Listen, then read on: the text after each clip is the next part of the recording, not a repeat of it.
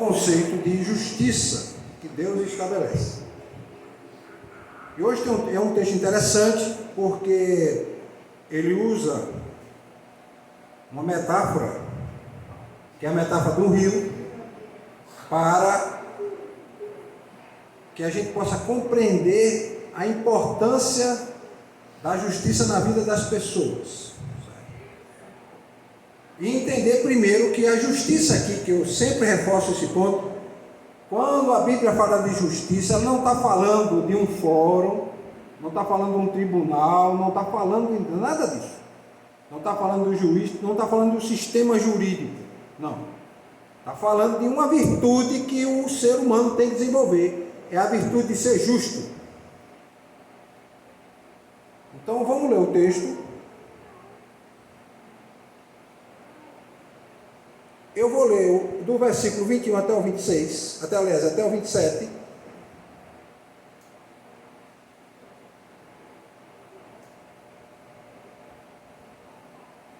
Mas nós vamos focar apenas no versículo 24.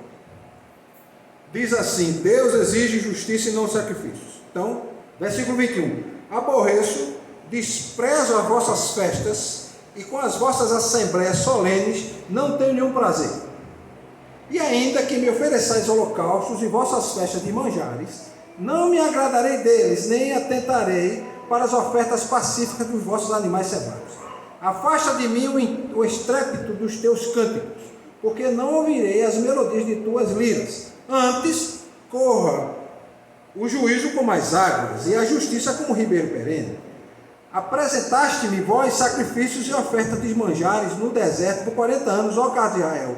Sim, levantaste culto vosso rei, Cuim, vossa imagem, e os vossos deuses de estrela, que fizeste para vós mesmos. Por isso vos desenterrei para além de Damasco, diz o Senhor, cujo nome é Deus dos exércitos.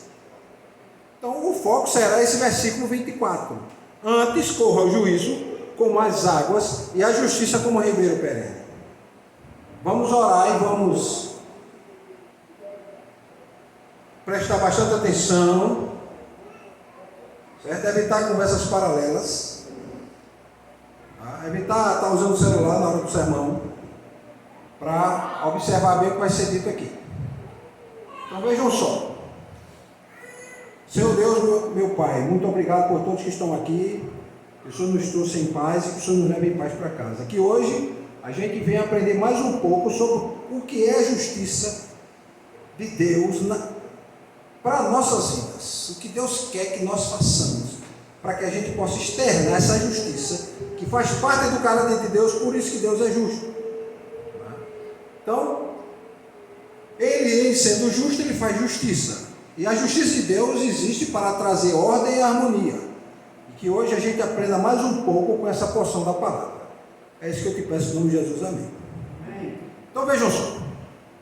Fere justiça como um rio vivo. Um rio vivo é aquele rio que as águas correm.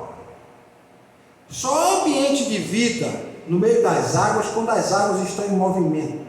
É por isso que as águas do mar estão em movimento e os rios estão em movimento, porque a água parada não tem vida, ela tem que estar se movimentando. Então vejam só, Amós foi levantado para profetizar num tempo de prosperidade, mas havia uma profunda injustiça e hipocrisia religiosa. Aí a gente vai entender que, mas eu vou só adiantar, as pessoas prestavam culto, mas a vida delas não era um culto. Chegava na igreja, por exemplo, na época era um templo, para fazer as suas ofertas, mas a vida delas era totalmente dissociada da forma que Deus estabeleceu para elas cultuarem. Então o povo sacrificava seus holocaustos, o povo cantava, o povo celebrava, mas a vida prática deles estava longe daquilo que Deus havia estabelecido. Ou seja, Deus nesse texto mostra que ele não queria, através do profeta, não desejava mais sacrifícios. Ele preferia que as pessoas vivessem uma vida justa. Ou seja, as pessoas viviam uma vida desonesta e faziam sacrifício a Deus, como que achando que Deus se agradaria disso. Então, como o rio que corre e que alimenta a própria vida ao redor, a justiça de Deus deve ser o quê? Um fluxo que vai irrigar cada canto da sociedade. Através de quem? Através de nós. Então a nós diz o seguinte: denuncia, olha, Deus não aceita as suas ofertas, não aceita os seus cultos, não aceita os seus louvores. Ele prefere que vocês sejam justos e hajam com justiça. Então, ele diz assim: corra o juízo como as águas e a justiça como o ribeiro perene. Semana passada, no culto da semana passada, eu falei a respeito dessas duas palavras, justiça e juízo. E hoje nós somos convidados a refletir sobre se a nossa fé é como um rio ou como um açude. E eu usei o termo açude porque eu acho que os irmãos aqui sabem o que é um açude. Se eu ficasse falando de uma lagoa, podia ser que alguns não entendessem a ideia, mas o açude, todo mundo sabe o que é um açude. E qual é a diferença de lagoa para açude? A lagoa ela surge naturalmente, o açude ele é, vamos dizer assim, produzido pela mão do homem. As pessoas cavam um buraco no chão e esperam juntar água. Então nossa fé é como um rio que corre, que tem fluxo, que tem vida, ou como um açude. Como estão nossos princípios de justiça? Então essas duas palavras são importantes a gente relembrar. Primeiro, o que é juízo? O juízo refere-se a essa dimensão legal, ou seja, nos atos que se faz no julgamento. Como é que se faz o julgamento? Tipicamente, se escuta o autor da ação, ou seja, alguém que está levantando uma causa, diz: olha, eu estou sendo prejudicado por essa pessoa aqui, eu trouxe diante dos juízes para vocês julgarem se eu estou certo ou não. E que tem uma punição para ele, porque ele está me prejudicando. Então essa dimensão legal é o que a mostra está dizendo aqui: antes corra o juízo como as águas. Ou seja, implica em julgar com honestidade, garantindo os direitos, corrigindo as injustiças, protegendo as vítimas e punindo os transgressores. Hoje em dia, o que é que está acontecendo, gente? A gente tem visto pela TV, eu não sei se os irmãos sabem, o Brasil é o país do mundo onde mais se roubam celulares no mundo. E muitas vezes as pessoas têm os seus celulares roubados e perdem a vida. É quando a gente chama de latrocínio. A pessoa mata para tomar o patrimônio da outra pessoa. E muitas vezes essas pessoas que roubam o celular ou não são presas, ou não pagam a pena, ou muitas vezes vão e passam numa audiência de custódia e o juiz solta a pessoa. Para quem teve o celular roubado é um ato de injustiça, porque a pessoa não vai ser penalizada. Então se estimula a pessoa a continuar no crime. Eu já fui em audiência de custódia que a pessoa já tinha sido presa 10 vezes. Se você ver na TV ou for pesquisar, você vai ver gente com 20 entradas, 30 entradas na polícia, ela entra e justiça solta. A polícia prende e a justiça solta. Então, não se está se garantindo esse juízo, que o texto diz aqui: antes corra o juízo como as águas. Ou seja, o juízo deve proteger as vítimas e punir os transgressores. Além disso, a justiça ela tem que atuar de forma imparcial,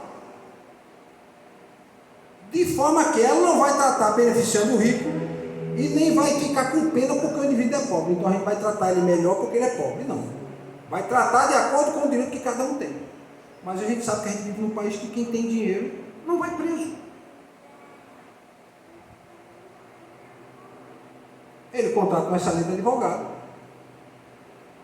e ele começa a ir atrás de recursos. Recursos que eu digo é o seguinte: ele recorre à justiça, entra com, vamos dizer assim, com remédios que a gente chama jurídico, né, para manter o indivíduo indivíduo solto. E vai levando a ponto que o indivíduo pode prescrever a pena e ele não ser preso. Agora, o conceito de justiça, no texto bíblico diz assim, e a justiça como rio perene. Que justiça é essa? A justiça, essa justiça é o conceito ético e moral que cada um tem. Ou seja, quando eu ando, quando eu caminho, quando eu faço negócios, quando eu estou me relacionando com as pessoas, eu tenho que ter ações justas. O que é uma ação justa? Eu chego para Gilberto e digo: Gilberto, você pode me emprestar 50 reais? Aí ele me empresta 50 reais. Aí eu digo: olha, eu vou pagar daqui a um mês. Aí chega daqui a um mês, o que é que eu faço? Eu pago. Esse é o padrão ético moral correto. Se chegar daqui a um mês eu começar a contar a história, olha, deixa para frente, eu estava desempregado, não arrumei um emprego agora, quando for o mês que vem eu lhe pago. Não está dentro do padrão ético moral. Se eu começo a procrastinar. Eu vou contar um exemplo concreto. Um dia desse, me ligou um pastor. Como eu dou assessoria para algumas igrejas de pastores, o pastor me contou a seguinte história. Um diácono tinha uma loja de carne, um pequeno açougue, e ele estava passando dificuldade financeira. O que é que ele fez? Ele pegou o CNPJ da igreja. Como o estatuto dele estava desatualizado, havia a possibilidade de algum terceiro usar. Quando eu faço o estatuto, a primeira que eu coloco é a responsabilidade para quem usa de forma indevida. Foi o que aconteceu. Ele simplesmente comprou carne com o CNPJ da igreja. Depois de um mês e meio mais ou menos, ele não pagou. Chegou uma carta do Serasa, ou seja, a igreja estava no Serasa. A igreja estava no Serasa. Foram tentar ir atrás para ver o que era. Descobriram que o diácono tinha comprado a carne. O que o diácono fez? Vendeu a carne e não tinha mais dinheiro para pagar a carne. Já fez errado em usar o estatuto da igreja. Segundo erro. Gastou o dinheiro, que era para pagar a conta e não pagou. E aí o que foi que a igreja fez? O pastor junto com a liderança pagaram a fatura e disseram: meu irmão, a gente vai dividir para você pagar para a igreja. E foi uma situação constrangedora, porque tiveram que ir para a sessão e foi confusão. Mas aí fizeram o quê? Não, vamos parcelar. Aí parcelaram, parece que 10 vezes, valor de 300 reais. Quando chegou no final, ele não pagou as 2 últimas parcelas. Aliás, a última parcela, que era 300 reais. Ligaram para ele e ele disse: olha, eu vou pagar, mas eu estou em dificuldade, dividem mais 2 vezes. Aí pediram para ficar parcela em 150 reais. Um mês depois, ele parou de aparecer na igreja. Quando foi com mais um mês, cadê fulano? Fulano já estava em outra igreja. E aí o pastor mostrou para mim a mensagem do WhatsApp: fulano, está faltando pagar as últimas 2 parcelas. Vai ter uma reunião na próximo dia tal, que a gente tem que resolver isso, porque a sessão é próximo dia, a gente tem que ir para a sessão com alguma resposta. Você sabe qual foi a resposta dele? Não mandem mensagem mais para mim, porque vocês estão me constrangendo.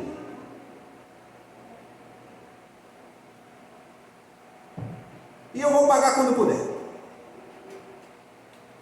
Ou melhor, eu vou pagar quando eu quiser. Né? Agora veja em que mundo nós estamos. O indivíduo usa de forma indevida. Eu disse aí, pastor, o senhor podia ter ido para a delegacia, prestar queixa por estelionato. Ele disse: pastor Marcos, o senhor sabe que é difícil a gente fazer uma coisa dessa contra o diabo na igreja. Eu digo: eu sei, mas eu estou só lhe falando qual foi o crime que ele correu. Ele correu o crime de estelionato. Então o senhor vai ter que fazer o quê? Refazer o seu estatuto e colocar cláusulas que protejam o senhor contra isso. Porque pelo que eu estou vendo, quem vai terminar pagando é o senhor. Ele disse: eu estou vendo que quem vai terminar pagando sou eu. eu até já reembolsei esse dinheiro no caixa da igreja. Então, meus irmãos, nessas relações, a justiça que estabelecida na palavra diz que é a expressão do nosso cuidado, da nossa honestidade nas práticas com as pessoas, seja na família, seja no nosso trabalho, seja na escola, seja no culto, seja com o irmão, seja na sociedade, em qualquer lugar. Então, nossos atos de justiça, que é completamente diferente do que os irmãos estão acostumados a ouvir. O que é justiça? É um tribunal. Não, para Deus, justiça é o juízo, é o lugar onde se vai fazer justiça, onde a justiça é estabelecida. Aí Amós vem falar o seguinte: nós vivemos essa justiça, e essa justiça não é teórica, é uma justiça que é vivida no dia a dia, com o pé no chão, no relacionamento com as pessoas.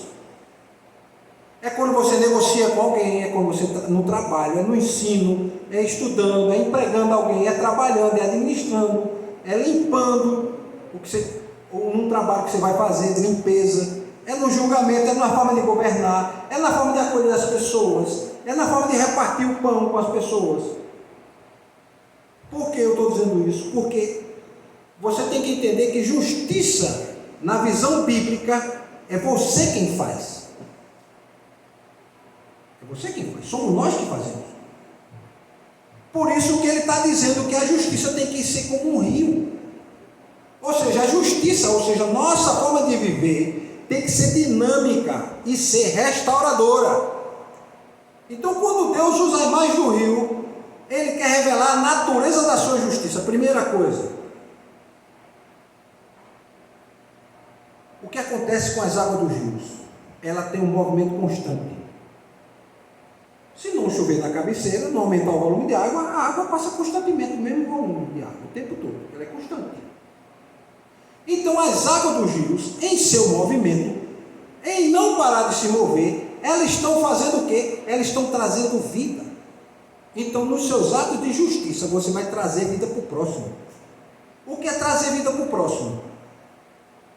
Primeiro, é você não viver a vida apenas por palavras, não viver a vida apenas por aparência, mas sim revelar que você é uma pessoa honesta, é uma pessoa que faz as coisas corretas, que busca fazer o que é correto, que não engana as pessoas, que você pode passar uma dificuldade, mas que você vai cumprir com seus compromissos.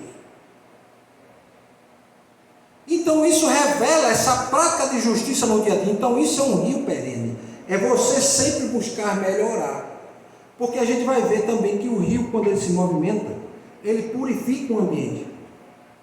O rio, meus irmãos, quando está se movimentando, ele se movimenta para quê? Primeiro, para oxigenar a água. Segundo, para dispersar as toxinas que existam na água. Qualquer sujeira que você joga no rio, você vai ver a água levar embora. Ela não vai ficar ali parada. Mesmo quando se polui os rios, ele consegue trazer a vida, porque a água está em movimento. Então, quando a água está em movimento, ela recicla os nutrientes da água. Então, a nossa vida de justiça, a nossa prática de justiça, vai, nesse sentido de purificar, vai nos limpar também. Por quê? Porque essa coisa de você ter atitudes honestas vai começando a alimentar esse conceito na cabeça das pessoas. Fulano é uma pessoa confiável. Fulano é uma pessoa justa. Então, essa constante purificação que as águas dos rios fazem, no sentido de a justiça é um rio perene, ela faz o que? A restauração dos nossos relacionamentos, promove a reconciliação. Então, muitas vezes a pessoa tem uma diferença com o outro, uma divergência com o outro, e é natural que as pessoas tenham conflitos, mas a pessoa não cria aquele ar de amargura e leva a amargura e o rancor para o resto da vida. É como aquela história de de uma pessoa que chegou assim para o pastor e disse: pastor, eu tenho um problema com o meu vizinho e eu não sei como fazer para resolver, eu estou magoado com ele. Sim, meu irmão, mas quando foi que começou o problema? Faz 10 anos. Não há sentido na vida do cristão dizer que faz 10 anos que ele tem uma mágoa de alguém. Por quê? Porque se ele busca viver de forma justa, a primeira coisa que ele tem que fazer é promover a reconciliação.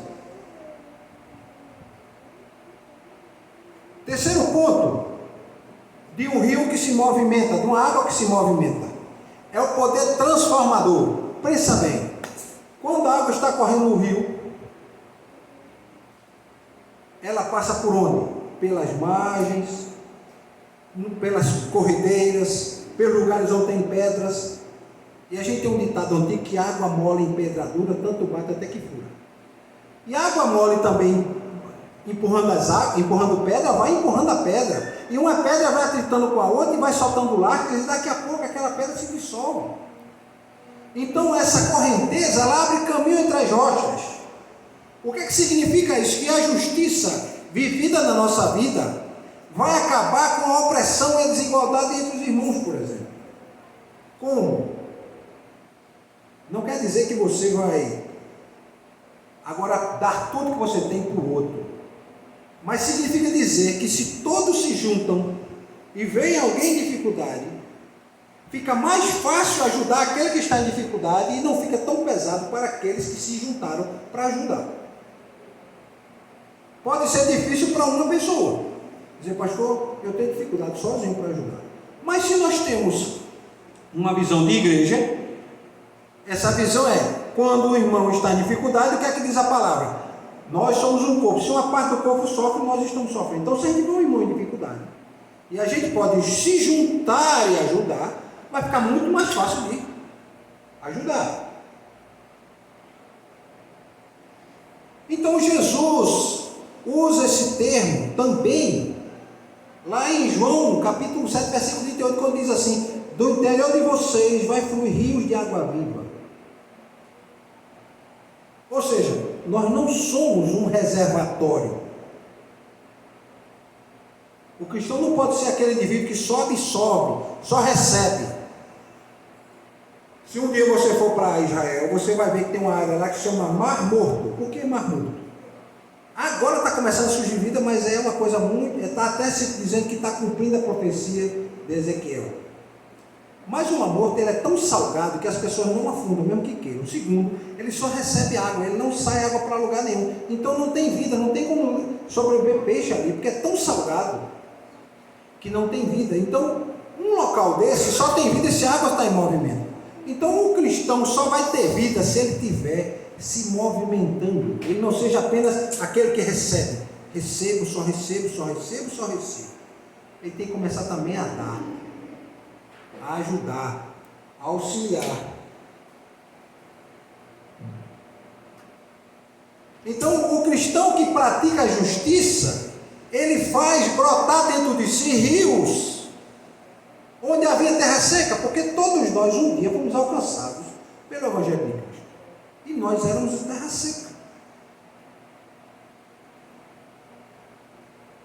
Então, se o cristão, ele entende que Cristo entrou na vida dele, que o Espírito Santo habita na vida dele, então ele tem que mostrar isso com a vida prática dele. Um outro exemplo, que é o oposto do rio perene, é um açude, onde as águas estão paradas. Ou seja, é como se um cristão sem vida prática. Então Amós está chamando a atenção, mesmo que ele não fale diretamente, mas nas entrelinhas está dito aqui: cuidado com o risco das águas estarem paradas. Ou seja, uma fé que está represada, uma fé sem fluxo. O que é uma fé sem fluxo, sem ser um rio perene como um açude? É um indivíduo legalista. É aquele indivíduo que ele coloca a Bíblia e quando passa em certo lugar, ele bota a Bíblia no rosto e diz, eu não quero nem olhar para isso aqui. É você, por exemplo, passar por ele e às vezes fala e não responde, porque ele acha que ele é superior a você, porque ele é da denominação A e denominação B. O indivíduo que não tem compaixão com o outro, ele vê o outro em dificuldade, ele pode ajudar, diz, mas não gosto dele, não vou ajudar não, deixa ele se destruir. Então essa é um tipo de fé de uma água parada, é uma fé sem prática, É aquilo que Tiago diz: olha, o que é que adianta você dizer Deus te abençoe e vai em paz, e a pessoa está indo de barriga vazia? Não adianta de nada. A sua fé é morta. A outra coisa, a fé como um açude, onde não há fluxo, onde as águas não correm, o que é que vai surgir ali? Uma falsa religiosidade. Porque o indivíduo demonstra uma religiosidade que ele não tem. E quando é que você descobre a falsa religiosidade? Quando você começa a conviver com a pessoa. Quando os vizinhos convivem com ela. Quando as pessoas começam a observar os atos dela no dia a dia. A outra coisa que a gente vê numa fé que é parada, como um açude, é uma soberba espiritual. Ele acha-se melhor do que o outro. Isso tem muito em igreja. Uma pessoa que acha melhor do que o outro. Porque tem uma casa melhor, ou porque tem um carro melhor, ou porque tem uma roupa melhor. Ele se acha melhor que o outro. Então essa é uma fé com um açude. Ele só recebe e ele não mostra na vida prática aquilo que ele aprendeu. Então uma religião dessa é uma religião sem fé prática. Ou seja, a fé é a fé que movimenta. Eu usei até um termo. Essa fé é aquela fé que cheira mal. Porque os irmãos veem, quando junta água em algum lugar, né, irmão? Com o tempo vai dando lodo, vai ficando verde. Daqui a pouco aquela água apodrece e fica mal cheirosa quando não seca. E tem gente que tem uma fé assim, uma vida religiosa assim. Isso interfere na igreja? Sim, porque a igreja muitas vezes reflete esse tipo de fé. Uma igreja que é um açude é aquela igreja que fala de amor, mas fecha as portas para o necessitado. Está lá o irmão necessitando de alguma coisa? Não temos que ajudar ele, não. A gente tem obrigação, não. Uma igreja que é um açude é aquela que faz celebrações grandiosas, cultos grandiosos, mas muitas vezes está lá o necessitado dentro da igreja e não ajuda aquele necessitado. Muitas vezes está acontecendo uma injustiça ao redor e não há o quê? A declaração dessa injustiça. Muitas vezes se promovem festas e mais festas, mas se encolhe a mão das pessoas. As pessoas encolhem as mãos para ajudar. É dessa questão que Amós está falando. Então, quando o rio é chamado, quando o texto diz que a justiça corre como um rio perene, ele está dizendo aqui que a justiça tem que fluir. A justiça fluindo, a terra é irrigada. Quando a terra é irrigada, as relações são restauradas. Quantas vezes a gente não encontra, meus irmãos, dentro de igrejas, famílias que não se comunicam, não se falam.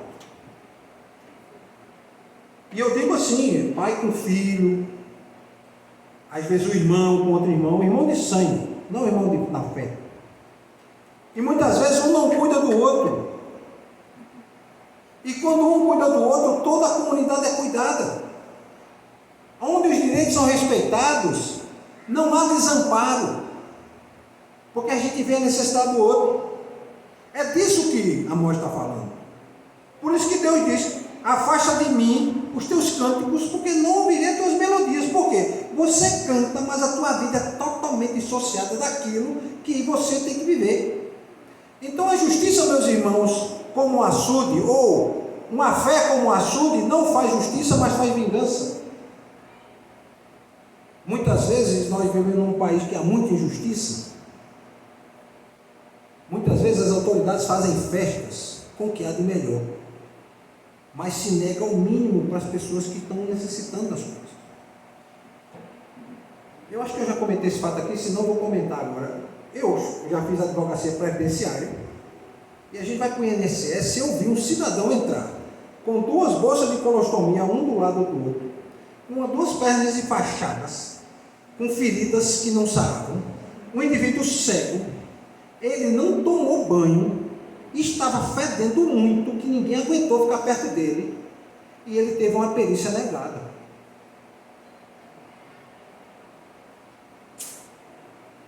Ou seja, esse indivíduo precisava fazer perícia, que está vendo o que ele precisa. E ele fazia 2 anos que esperava ver uma perícia, para o médico dizer: você merece receber R$1.400. Isso injustiça. Isso é justiça como um açude. Aonde a gente vê os menos favorecidos a não ter um julgamento justo. Onde o justiçado é esquecido. Nós temos hoje pessoas presas no país porque entraram numa repartição pública e estavam lá ajoelhadas orando com a Bíblia. E as pessoas chamam essas pessoas de golpistas. Teve gente que quebrou? Tem. Que tem que pagar? Tem.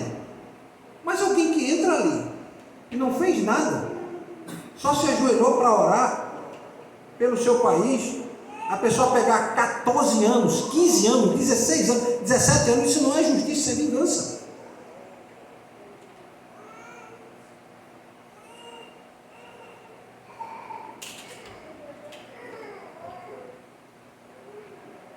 É disso que o texto está falando. Então, se a gente olha para os nossos atos de justiça e nossos cultos, Deus tem que ver a nossa vida como uma justiça perene, com nossos atos, o dia todo, o tempo todo, mostrando honestidade, retidão, sinceridade, cuidado com o outro, vendo a possibilidade de ajudar quando pode, que eu não estou dizendo aqui que você vai ter que parar de comer e dar seu prato de comida para o outro, se você também não tem. Mas dizer, olha, eu não posso ajudar tanto, mas posso ajudar com isso aqui. Ou também não fazer como muita gente faz, olha, eu vou para a igreja e vamos pedir para o pastor resolver. Não, meu irmão, eu tenho sempre dito, quando acontece isso, Deus está dando a possibilidade de você abençoar aquela pessoa, de você ser um instrumento de bênção. Então, você tem que ser um rio de justiça, que corre fora dos muros da igreja. Seja na escola, seja na rua, seja nos tribunais, seja onde for. Significa que a justiça não pode permanecer apenas no discurso. Na lei, na jurisprudência dos tribunais, ela tem que ser aplicada. Se houver dano, se você pode reparar, repare esse dano e a gente vai ver lá na parábola do bom samaritano, alguém reparando o dano que o outro causou.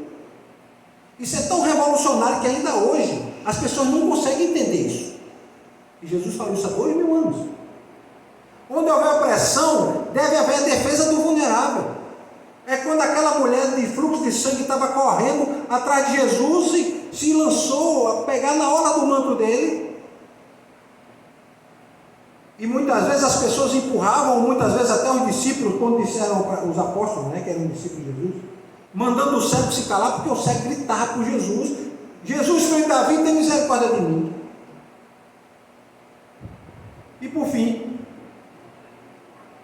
onde houver conflito, você deve ser pacificador. Como bem diz Jesus, bem-aventurados os pacificadores, porque serão chamados filhos de Deus. Então, meus irmãos, onde houver injustiça, você tem que ser a justiça estabelecida naquele lugar.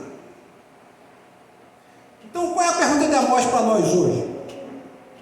A nossa fé e nossa justiça é um rio ou é um açude represado?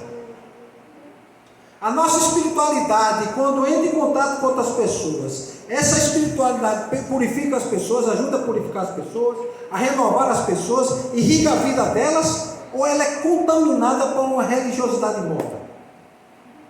O que é uma religiosidade morta? Um indivíduo é novo convertido e está ali com todo o gasto, toda a vontade de cultuar a Deus, servir ao Senhor. Aí chega o indivíduo e diz, isso aqui é novo convertido. Daqui a pouco isso esfria.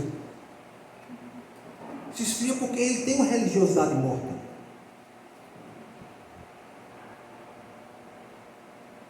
A nossa igreja é um manancial de vida que busca alcançar quem precisa, ou é uma cisterna que fica ali só retendo água para si mesma?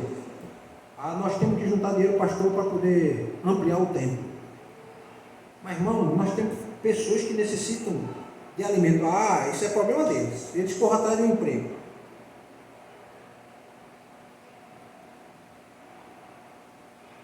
Não esqueça, meu irmão, que a fé é como um rio.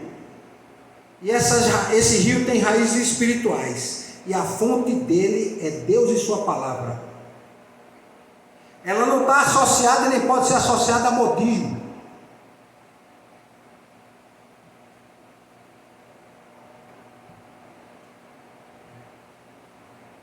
Nossa fé, meus irmãos, não é aquela que retém algo, é aquela que reparte. É aquela que não está estagnada espiritualmente, está constantemente querendo aprender da palavra para mudar de vida. E as pessoas notarem que você mudou. E as pessoas notam, e as pessoas dizem, rapaz, você é diferente. Você age diferente. E muitas vezes a gente paga um preço caro. Por ser honesto em ambiente de desonestidade, a gente pode até perder o emprego. Mas com o tempo, você consegue criar uma respeitabilidade que qualquer um que levantasse contra você não vai poder vencer você. Não se esqueça que uma fé que é parada, ela se contamina pela mágoa, se contamina pela hipocrisia, se contamina pelo orgulho, se contamina pela autossuficiência, acha que não precisa do outro. Uma fé que é represada, ela é uma religião de fachada, meus irmãos. Ela fala de amor, mas não pratica justiça. Ela vai celebrar culto, mas não serve o necessitado. Ela tem até discurso de compaixão, encontra você e diz, Pai do Senhor, meu irmão, que bom lhe rever, eu estava contando saudade, mas aquilo ali é apenas da boca para fora. Porque quando você dobra ali, senta na cadeira, ela senta com o rapaz, esse irmão é tão chato, mas eu tenho que falar com ele. Isso infelizmente é uma realidade do nosso meio, meu irmão, e não é só aqui não. É em qualquer lugar. Eu já contei acho que eu já contei algumas vezes, eu era membro de uma igreja, eu tinha um cargo de liderança. E tinha a hora da confraternização. Aí eu me virei para confraternizar com uma pessoa, a pessoa do jeito que estava continuou. Parece que não tinha ninguém. E eu olhei para ela e fiquei assim, meu Deus, como é que pode? Ela podia olhar, opa, tudo bem, se não quisesse apertar minha mão, tudo bem. Mas estava todo mundo no momento de confraternização. Aí eu cheguei para o pastor e contei a história do pastor de Simarca, ele é uma pessoa complicada. Mas mesmo aquele complicado, a gente tem que orar por ele. Tem seus traumas, seus problemas, sua história de vida, porque cada um de nós temos história de vida aqui. Cada um trazemos traumas das nossas infâncias, das nossas juventude. Esse dia mesmo eu vi um caso de um rapaz. De vez em quando o pessoal faz postagens, né? Por exemplo, de alguns cristãos ao redor do mundo. Aí o indivíduo fez o quê? Ele pegou um indivíduo na rua, sujo, maltrapilho, o indivíduo, eu acho que não, parece que fazia 5 anos que não dava um banho. Aí ele deu banho no rapaz, cortou o cabelo, fez a barba, comprou uma roupa nova, deu a ele, levou ele para almoçar no restaurante. Depois que fez tudo durante o dia, ele foi conversar com ele, foi perguntar a ele por que ele estava vivendo aquela vida. Ele disse assim, olha, eu estou vendo essa vida porque um dia a minha mulher adulterou. E eu não suportei passar por uma situação dessa. E eu resolvi abandonar tudo.